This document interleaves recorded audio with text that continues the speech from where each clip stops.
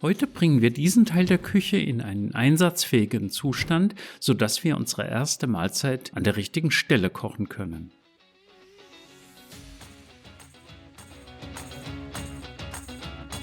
Bevor wir die Arbeitsplatte installieren können, müssen wir Fliesen anbringen, damit unter der Schräge keine Längsschnitte nötig werden. Ja, am Ende waren es doch Fliesen. Alternativ gab es IKEA-Rückwandmaterial. Das ist aber sauteuer und sprengt unser Budget. Oder hässliche Sachen im Baumarkt.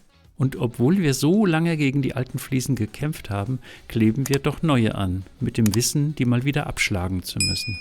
Naja. Hier sind die sogenannten Fliesenlegerkreuze. Ich benutze die immer wieder, ich stecke die immer nur von vorne rein und ziehe sie später wieder raus. Als erstes bringen wir nur ungeschnittene Fliesen an. Die Schiene an der Wand soll die frisch geklebten Fliesen halten.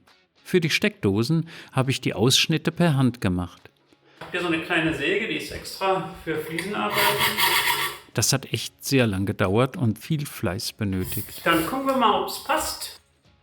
Die Operation war erfolgreich. Schön sind sie nicht, aber sie werden später sowieso von der Steckdose verdeckt. Um den gesamten Bereich zu vervollständigen, benötigen wir aber einen Fliesenschneider. Der kommt später per Post. Inzwischen werden wir die Arbeitsplatte und das Kochfeld fertig machen. Die Korpusse der Schränke haben wir aufgestellt und dann... Ach, richtig bitter. Vor allem mit der Fliese, die ich so mühevoll gesägt habe. Ausgerechnet die. Das hieß nun, alles von vorn anfangen und reparieren. Die werde ich ersetzen müssen.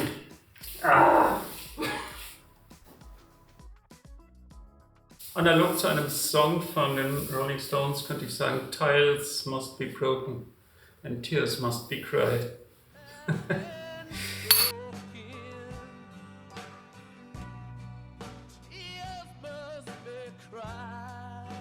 Bevor ich jetzt die Arbeitsplatte holen kann und daran weiterarbeiten, muss ich erst eine neue Fliese ankleben. Und die muss ich erst noch zurechtsäbeln, diese Ausschnitte machen. Aber was soll's, muss sein. Gut, ich gehe Fliese holen.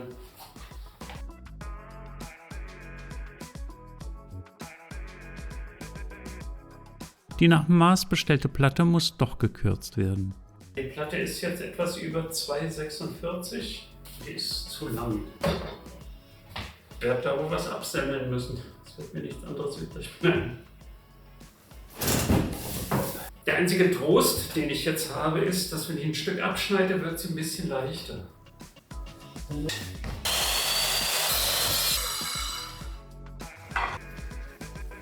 Schon wieder ein Unglück. Ist sie ausgebrochen? Eine Ecke ist ausgebrochen. Ich hätte natürlich dies festhalten müssen, das Stück, damit es nicht runterbricht. Heute ist nicht so mein Tag, merke ich. Später habe ich dafür aber eine Lösung gefunden. Das war wirklich nicht mein Tag. Am Tag danach schien die Sonne und es lief alles nach Plan. Die Platte mit der kaputten Ecke habe ich nochmal gekürzt. Jetzt kommt sie auf die IKEA-Schränke. Der Ausschnitt für das Kochfeld wird angezeichnet und nach bekannter Methode ausgeschnitten. So, ich habe es geschafft. Den Ausschnitt hier rausgehoben. Das war schon anstrengende Arbeit. So, dann muss ich gucken, ob ich überall sauber am Strich bin.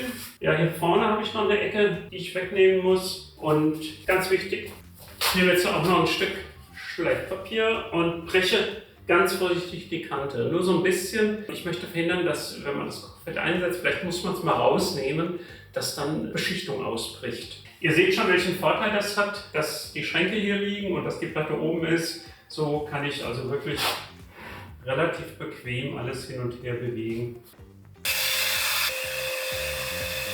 So, ich gehe davon aus, jetzt passt die Platte.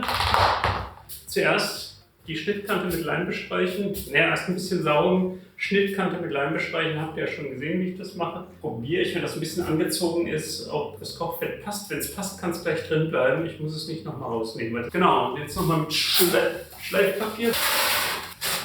Ja, und dann soll es das gewesen sein.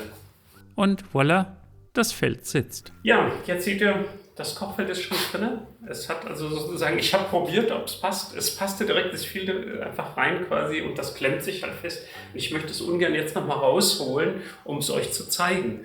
Aber, weil es könnte sich Beschichtung lösen, es sind so Klammern. Also ist zu kompliziert. Lassen wir es drin. Jetzt muss ich es nur noch anschließen. Das heißt, ich muss gleich ein paar Klemmen holen und dann können wir kochen. Jetzt wird es spannend. Wird es funktionieren? Habe ich alles gut gemacht? Wow, es ist an. Jetzt brauchen wir nur einen Topf, weil ohne Topf, das macht ein komisches Geräusch, oder? Aber es geht, wir können kochen heute. Super, einfach nur geil. Aus dem Plattenabschnitt wird eine Aufkantung. Da dort der Kühlschrank mit Lüftungslücke stehen wird, ist das sinnvoll und alles ist wieder gut. Inzwischen kam unsere Spülmaschine an. Oh Mann, kein Abwaschen per Hand mehr. Halleluja. Sie braucht eine Erhöhung, die wir aus Plattenresten anfertigen. Dazu schrauben wir eine Leiste an die Wand, um später eine Blende befestigen zu können. Ziemlich schnell habe ich sie angeschlossen. Ich weiß nicht, was ich sagen soll, aber ich glaube, die Maschine ist drin. Ach, wer hätte das gedacht? Ich frage mich nur, wie schaltet man sie aus? Aber sie ging nicht an. Ich habe wirklich alles ausprobiert. Nach einer Stunde hatte ich keine Ideen mehr. Aber dann... Ja, das sind keine Designelemente und kein Touchscreen, sondern ganz altmodische Druckknöpfe. Halleluja. Unser Fliesenschneider ist inzwischen auch angekommen. Wir machen uns ans Schneiden. Da habe ich bereits den Schnitt per Hand vorbereitet, den man nur mit dem Schneider fertig machen musste. Und wieder... Guck, wie sie gebrochen ist. Ja. Das gibt's doch gar nicht. Okay, nicht verzweifeln. Machen wir es komplett per Hand. Noch mehr Versuche haben wir nicht, sonst fehlen uns die Fliesen am Ende. Später habe ich doch verstanden, was man mit dem Gerät machen kann und was nicht. Nun bringen wir die restlichen Fliesen an die Wand. Die Schrägschnitte müssen mit der Flex gemacht werden. Wegen des Staubs machen wir das vor unserem Haus. Dort gibt es eine Steckdose. Die Lücken werden geschlossen. Jetzt habe ich mir das so angezeichnet. Irgendwo, da liegt die Wahrheit.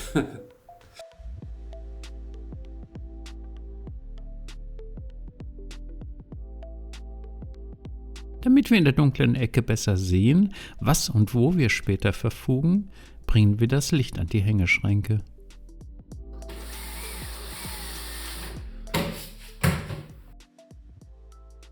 Das Ergebnis ist beeindruckend. Ist doch hell genug, oder? Man sieht jetzt genau, wie schmutzig das hier ist. Pfui, bäh. Und erst das Verfugen ergibt ein stimmiges Bild. Ich habe hier Fugmasse, Flexfuge Universal und ich rühre mir davon jetzt was an. Ich mache mal nicht so eine ganz große Menge, so viel und dann kommt ein bisschen Wasser dazu und das muss ich so lange rühren, bis es so relativ steif und fest ist und dann wird das mit einer Gummispatel in die Fugen reingespachtelt. Und das muss man anziehen lassen und anschließend wird das mit einem Schwamm abgewaschen.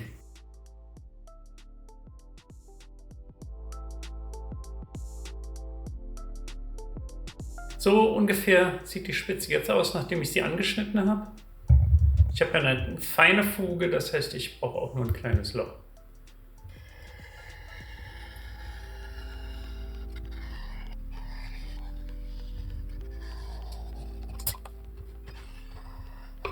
Das ist ein Glättmittel für Silikon. Es gibt Leute, die nehmen Spucke oder sonst was dazu. Ich finde das eklig, wird auch nicht so gut.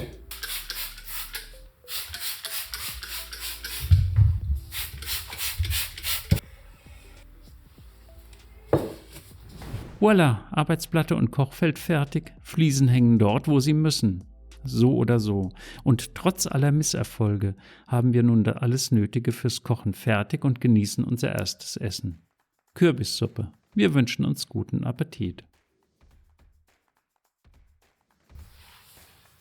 Beim nächsten Mal ergänzen wir die Einrichtung und ihr seht das komplette Design der Küche. Vergesst nicht zu abonnieren, zu liken. Macht's gut, bis dahin. Tschüss.